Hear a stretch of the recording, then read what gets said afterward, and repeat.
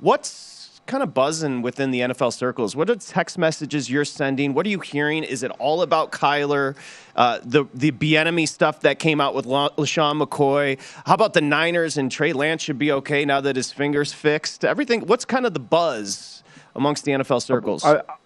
I think this is the season of perpetual hope. I mean, everybody's hopeful. Their teams look better.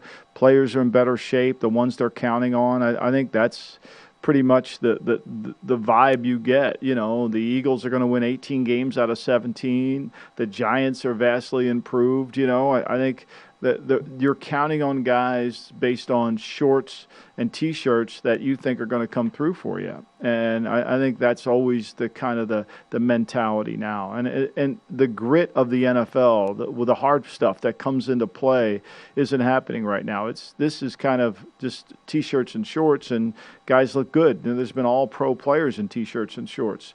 Getting beyond this is a different story. Positivity abounds, even in Detroit, where I know this will shock you, but Aaron Glenn, who's the defensive coordinator, you know what he said about Aiden Hutchinson, the 2 overall pick? They said, quote, he's better than we thought he was, which is positive.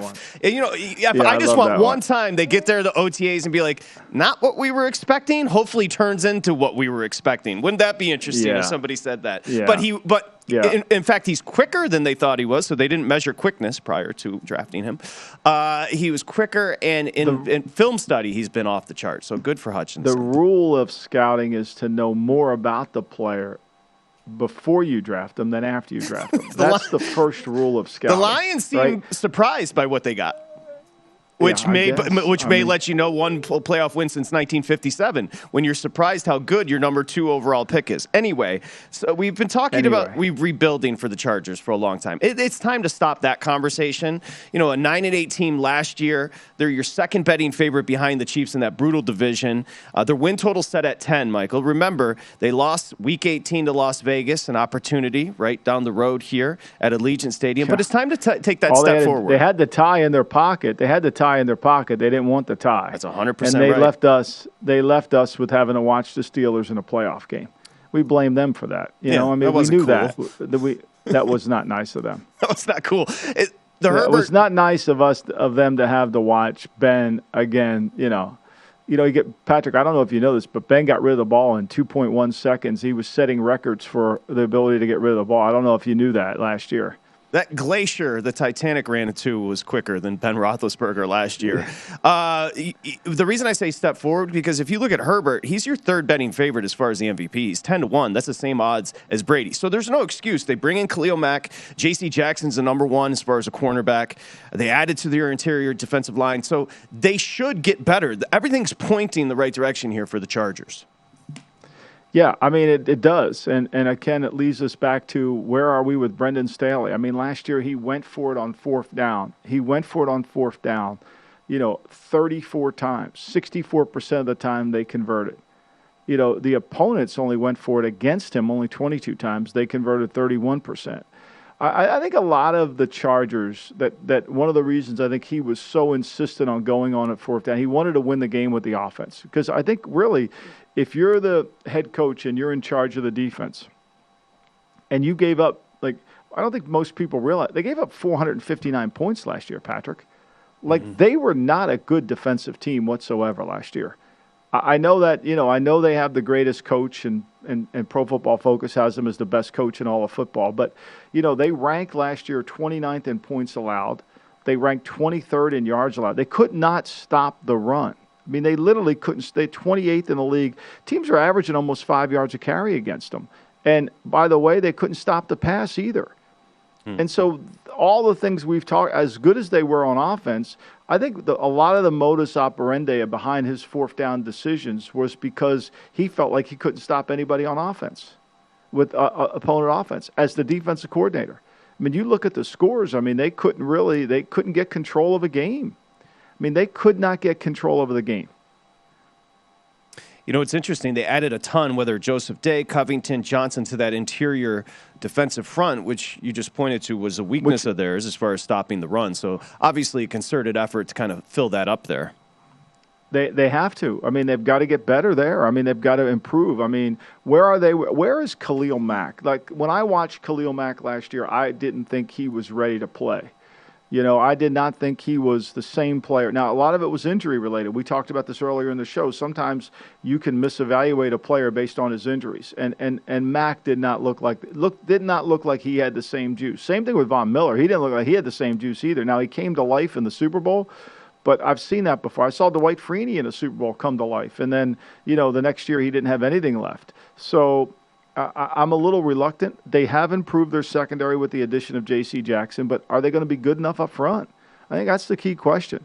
Can they stop the run? When you allow teams to run the ball and control the football against you, it's hard. You never get control of the football game. You never get control of the game. And they allowed 4.6 yards per carry last year. Plus 220 in division behind the Chiefs, of course. I mentioned the win total for the Chargers set at 10. Up front, defensively, we can talk about them up front offensively, but as far as the weapons, they're there. Keenan Allen, Mike Williams, Austin Eckler. They drafted Isaiah Spiller. They added Gerald Everett, who had, close to 50 catches for Seattle last year, the tight end. Yep. So they have the weapons there offensively. No doubt. But again, last year they lose to Las Vegas 35-32. All right, there goes Michael Lombardi. Cut off, but he was mentioning that loss here. I was actually at the game. It's weird. The way that there's sometimes those seminal moments where you can feel a team kind of arriving in that city. The Golden Knights was different because they were born here, but for the Raiders, as we're going to get Michael Lombardi back up, finishing the conversation on the Chargers, but for the Raiders, that win, first off, Allegiant Stadium, which is awesome. I know Femi, who's standing in the corner, he's gone there. It's awesome. But that felt like the arrival of the Raiders. And so we'll talk about the Raiders maybe tomorrow here on the Lombardi line. But I'm telling you right now, there's some juice for that team as well. A new coaching staff, including Mick Lombardi, as we welcome Michael Lombardi back. But you mentioned that was a heartbreaking loss because there were so many ways they could have, they being the Chargers, won that game, even tied the game, and make the postseason. So the expectations are sky high, and they should be. This is year 3 for a quarterback that's in the MVP running. Yeah, I mean, look, I think the Raiders, they're a little bit like the Chargers in the same sense. They've got to improve their defensive front. Chandler Jones, to me, is going to be a huge addition to go along with Max Crosby. And if they get the lead on people, those two guys will rush the passer effectively, and they'll take away some of their liability. But if they've got to grin and bear it in the trenches, it's going to be a little challenging. They've got to improve that defensive front. And I think you saw, a lot of their offseason moves by Dave Ziegler, their general manager, trying to strengthen that area of their football team, which they have to. They have to. They've got to find a way to get guys to play in there. They signed Andrew Billings, the big kid from Baylor, as a street free agent. Vernon Butler from Buffalo. Jonathan Hankins, who was there last year. I mean, they've got to get some power inside. They brought Pico, the kid that was in Denver for years. They're trying everything in their power to get some volume inside to handle that power run game. And if they can do that, if Pat Graham can kind of get control of that with his defense, then it's going to make them a much better team. I think the other key is Zamir White, their running back that they drafted in the 4th round. If he can get going a little bit, if they can feel comfortable with him, and because we know Josh Jacobs is going to have some issues health-wise. They didn't keep his 5th-year option. He's not a durable guy in the pounding that he's taken, and we know this is a little bit in the same category that Sonny Michel was in last year for New England, where you're just going to play him out and he's going to go somewhere else at the end of the year. Final thoughts on the Chargers. Win total set at 10. They're plus 220 in division. Where are you sitting on the win total? I think it's perfectly placed. I really do. I have a hard time going over it. Yeah, I do. I mean, I'm not sold they're better on defense up front. We shall see. Okay. Jags are next here on the Lombardi line.